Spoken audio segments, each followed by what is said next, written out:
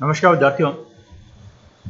आज हम बात करेंगे Helmholtz free energy. Free energy के बारे में पिछले वीडियो में हम लोगों ने डिस्कशन किया था और दो फ्री एनर्जी के बारे में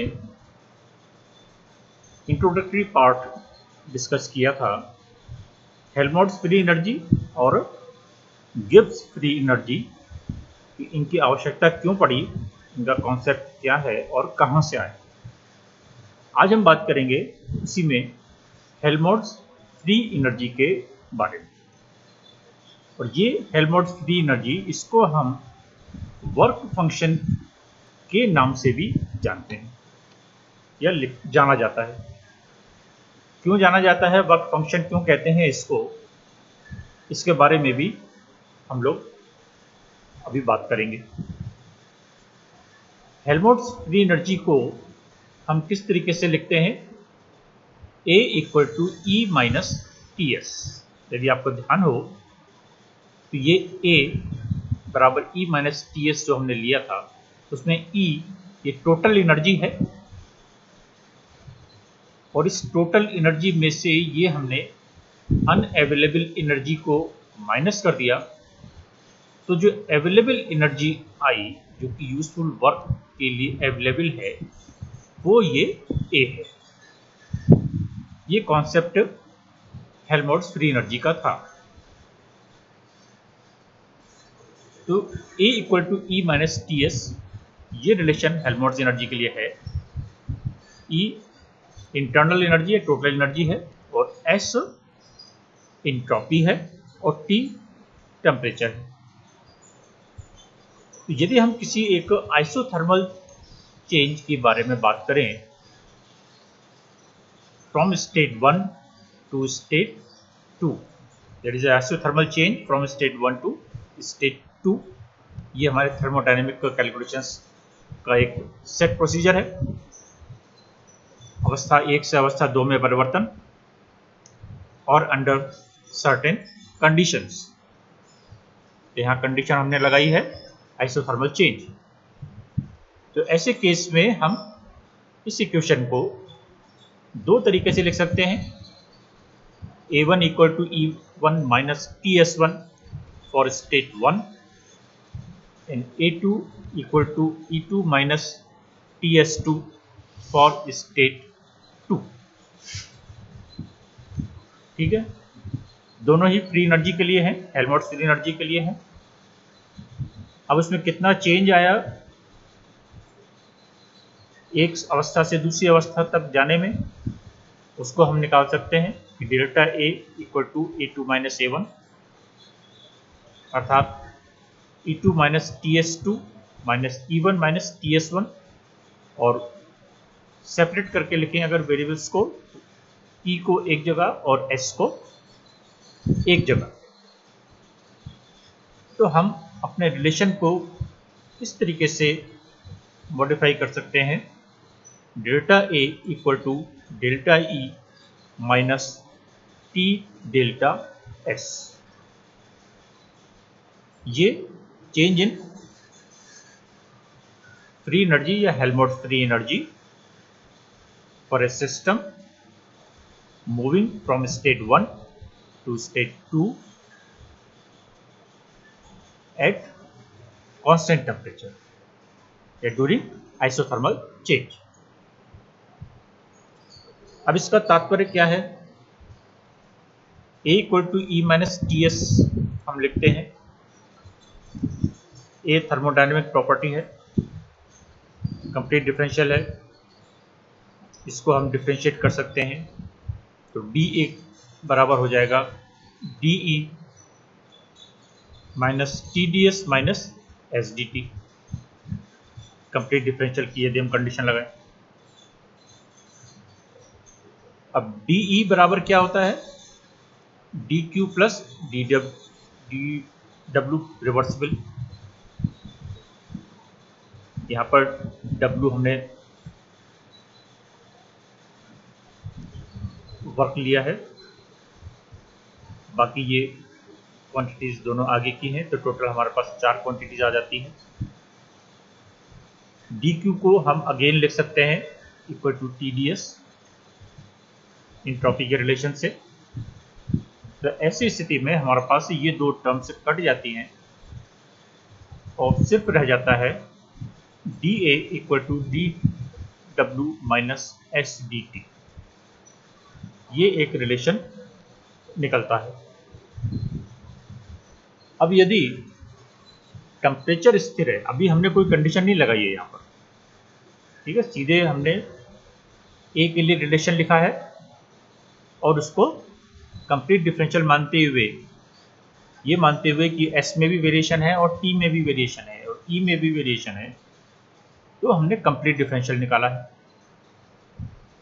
अब हम कंडीशन लगाते हैं कि टी इज केप्ट कांस्टेंट, अर्थात डेल्टा टी इक्वल टू 0।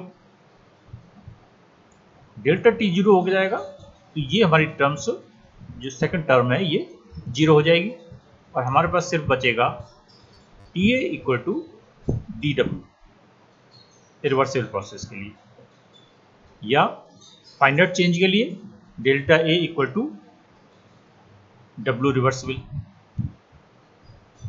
ठीक है, वर्क, और माइनस डेल्टा ए, साइन लगा दें यहाँ पर, माइनस कर दें तो यहाँ पर भी माइनस हो जाएगा। इसको हम एक तरीके से मॉडिफाइड रूप में लिख सकते हैं, चेंज करके लिख सकते हैं कि minus delta A equal to minus W, W क्या है, वर्क, और माइनस में आ गया तो ये क्या हो गया, work done by the system, ठीक है ना।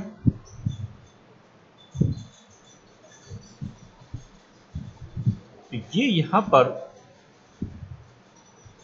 हमने इसको एक इस रूप में लिखा है कि डेल्टा ए, ये तो हो गया चेंज इन हेल्महोल्ट्ज एनर्जी, और माइनस साइन यहां पर आ गया तो ये हो गया डिक्रीज इन हेल्महोल्ट्ज एनर्जी। तो ये पूरा फंक्शन क्या हो गया, decrease in Helmholtz free energy,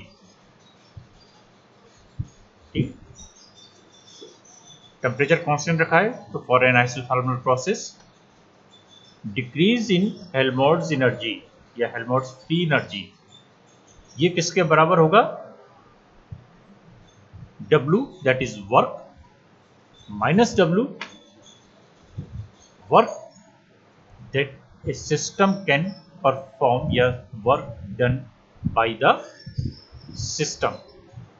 दो तरीके से वर्क कैलकुलेट करते हैं, work done on the system और work done by the system.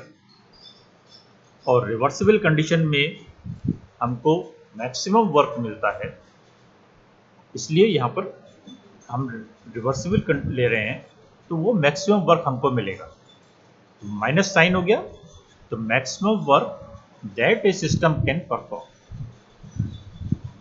तो यहाँ से हम आइसोथर्मल प्रोसेस के अंतर्गत हेल्महोल्ट्ज एनर्जी में परिवर्तन या हेल्महोल्ट्ज एनर्जी में कमी, इसको निकालते हैं।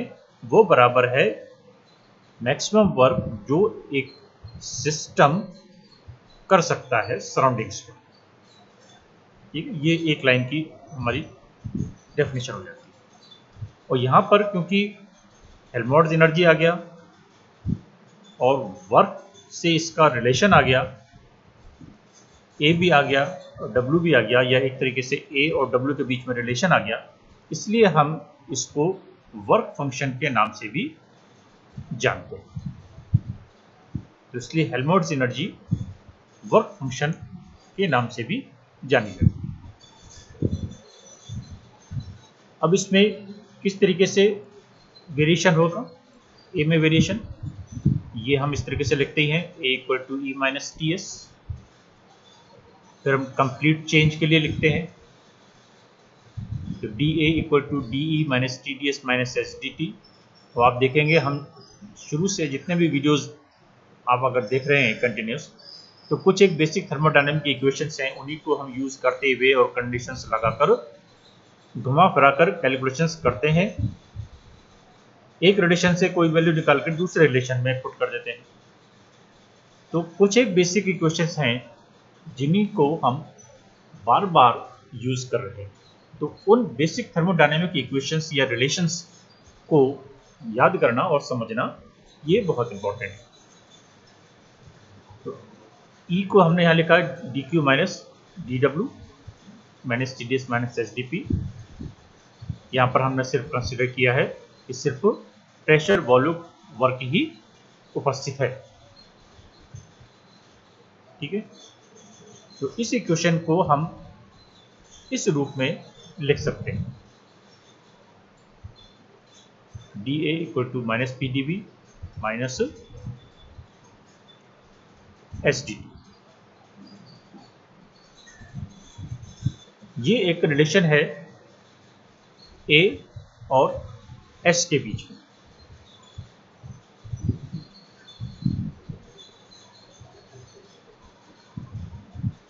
अब यदि हम कांस्टेंट वॉल्यूम के बारे में बात करें, यानी dV इक्वल टू 0 के बारे में बात करें, तब ऐसी स्थिति में हमारे पास ये इक्वेशन रिड्यूस होके क्या आ जाती है, dA upon dt that is change in A Helmholtz free energy with respect to temperature at constant volume, ठीक है, इक्वल टू माइनस S। ठीक है, तो A ये देखिए यहाँ पर dA अपॉन dt की हमने वैल्यू निकाली है और ये माइनस में निकली है। इसका मतलब कि टेम्परेचर बढ़ाने से A में कमी आती है। तो इसको हम कह सकते हैं कि A decreases with increase in temperature, और कितनी कमी आती है वो एंट्रोपी के बराबर है। तो टेम्परेचर बढ़ाने से या ताप बढ़ाने से स्थिर आयतन पर हेल्महोल्ट्ज एनर्जी या A में कमी आती है और वो कमी एंट्रोपी के बराबर होती है। यही इक्वेशन यदि हम कांस्टेंट टेम्परेचर पर लें, यानी T इक्वल टू 0 लें, तब हमारे पास इक्वेशन रिड्यूस होकर रह जाती है dE equal to minus PdV या dA upon dV equal to minus P। ये क्या हो गया, change in A with respect to volume at constant temperature, this is equal to P यानी प्रेशर, और V बढ़ने से A में कमी आएगी अगेन, क्योंकि यहां पर माइनस साइन है।